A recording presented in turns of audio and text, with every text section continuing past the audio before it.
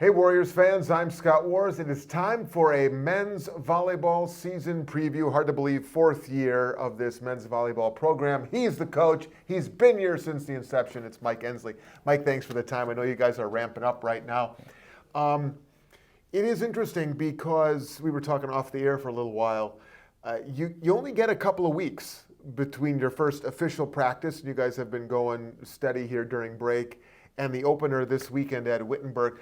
How do you kind of cram it all into those 2 weeks? It's kind of a direct feed of men's volleyball. They don't have class to go to, so they can focus on it, right? Yeah, it's a process. This year actually was a really good year because NCAA changed the rules from a weeks format in the fall to a days format in the fall. So previously we would do like 3 weeks in the middle of like October or September and October. And then they didn't have anything volleyball oriented for a very long time. This year, it was a much needed rule change, in my opinion, that I was able to kind of space out practices so that we were doing 2 days-ish a week for an extended period of time. And that kind of at least kept them in the groove of volleyball. We halted about Thanksgiving time, gave them a few weeks off, make sure they get their finals. But yeah, we started January 2nd this year. We've been doing 2 a days. The big thing is a matter of making sure we get the skills work done, but we also need sixes format to be able to instill some game-like situations. So, they get up early. We're doing some skills early, and then they eat lunch, and then after the lunch they come back and we're doing some sixes. So, it's not the best way to do it, but it's the best way we can do it. So, we added a non-conference exhibition last night too, to just give them the experience to get what it feels like, especially the newcomers. Yeah. So. I want to talk a little bit about personnel in just a second, but let's take a step back because you came in here not taking over a program that was already established to any sense of that word. You had to build this thing from square one. I'm curious now, as hard as it is to believe 4 years already, what was the hardest part? What don't people realize when someone has to come in and build a collegiate program from scratch? What is something maybe that you realize now that other folks maybe overlook or just didn't appreciate? Yeah, I think, interestingly enough, I think the biggest thing is the branding of the school because not a lot of, especially in the boys' men's volleyball, they didn't know what WLC was. They didn't know where they were or what they were about. It's one of those things where we're a nice little hidden gem here in the west side of Milwaukee that, kids from the Chicagoland area or kids even within this state, they may not exactly know who we are, what we do, and how do we get them to come here and experience it here and be able to realize like, oh, that's a real nice place. I want to go there. So my big thing was just getting around tournaments and getting around high school matches and decked out in the gear. And the biggest thing was come to campus. Like, let us show you what we can do. Let us show us what you can offer. And so getting the guys in the door is the biggest thing because it's a big leap of faith for the guys to come in and say, hey, this has got no established, I'm a new coach that's, I'm not really, I don't want to say well recognized because I'm in the area I am, but it's very hard to say, come take a chance, come put in the work and the hard work to be able to do it. But, and I've heard athletes and coaches say this in other realms, there's something to be said for getting in on the ground floor of something. For sure. Were you able to use that as a recruiting tool? Is that something maybe that you and your staff and your players over the first couple of years of the program have taken pride in? Wins or losses aside, you're building something foundationally, which is important for a lot of people. Yeah, there's definitely at least a few of the guys that wanted, like their big thing was they played for many years of their younger lives, and they said that they had offers to a bunch of places, got money with NAIAs, all that stuff that we compete against, but they wanted to play. And their big thing was they want to have the ability to be on the court and to be able to compete for their institution. And so, that's something that afforded me the luxury to say, hey, I got that spot for you. You can come here and be able to play. And I still want guys competing for the spot, so it's not going to be a guaranteed your whole career, but you've got that opportunity here. We're looking to build that. Are you looking to build a legacy for yourself? And so that's kind of where we were able to grab some. And then the contrarian view to that is, we've got a few guys on our team who've never played before and they're still playing now, but it's them to take the risk of, I've never played this sport before, I'm 18 years old or whatever they were when they came in.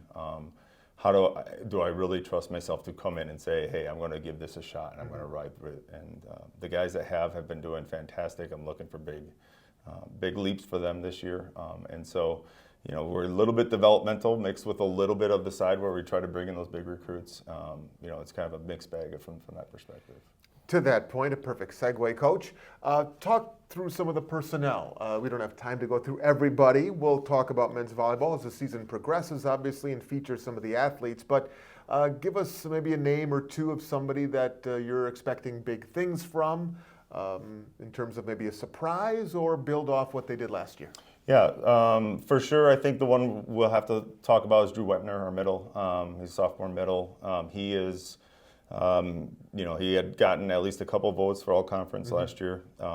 Just missed out on getting into the honorable mention side of things as a true freshman. We've been pushing hard on him. I had a preseason talk with him about, I believe he's a first team all conference player. We need to get you there. Are you ready to work hard for that? And he stepped up to that conversation we had. And I do expect him to be even bigger than what he was last year. He already has multiple offensive records for us this year, and as a program. But we're going to be pushing that envelope quite a bit more this year.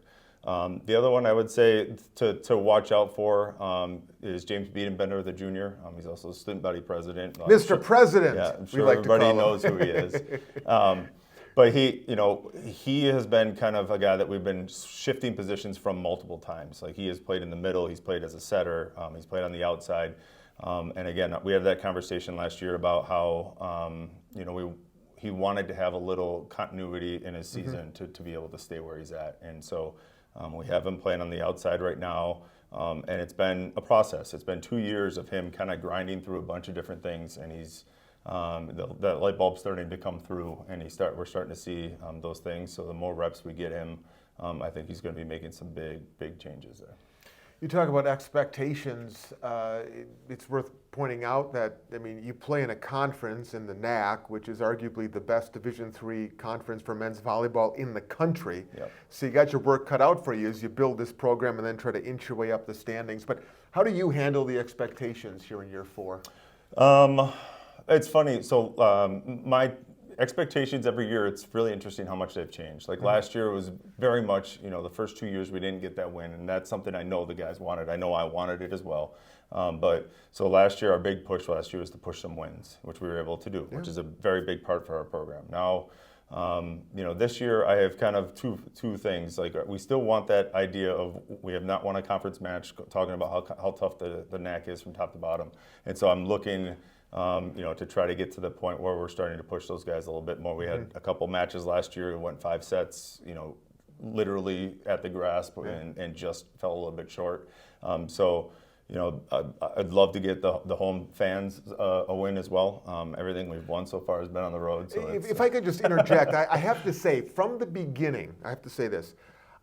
I have been struck by the support that your program has gotten here at home for a program that did not exist. But from that first match, it's a great atmosphere, and I'm privileged to be there for most everyone. It's a great home court advantage, I would call it. Wouldn't you say? Yeah, absolutely. Fans are great. I had no idea what to expect that first year. And that first year, we had fans that were rowdy. And it was a party. I think sometimes I wonder how much they knew about the game of volleyball, but I still love the idea. That's beside the point. I still love the idea of just having them there to support the guys. Yeah. And that true experience for the student athlete, being out there and having those fans. We still have a decent amount of local people as well. So like parents coming in, my dad even comes to watch a good majority of our matches. He kind of misses that a little bit too. But the fans have been fantastic. Keep coming out. That's something where it's not lost on the guys. They love to have that loud environment to play in front of. So yeah, and we should point out the season starts this week, Friday, at Wittenberg down in Springfield, Ohio. That home opener, so you get ready, you get rowdy, is February 13th. You got to wait a little while. You got to wait a while until St. Norbert comes calling. Yep. Mike Ensley, men's volleyball, get it going this week. We'll talk again down the line. Thanks, Mike. All right, thank you. Thanks for watching. Yep.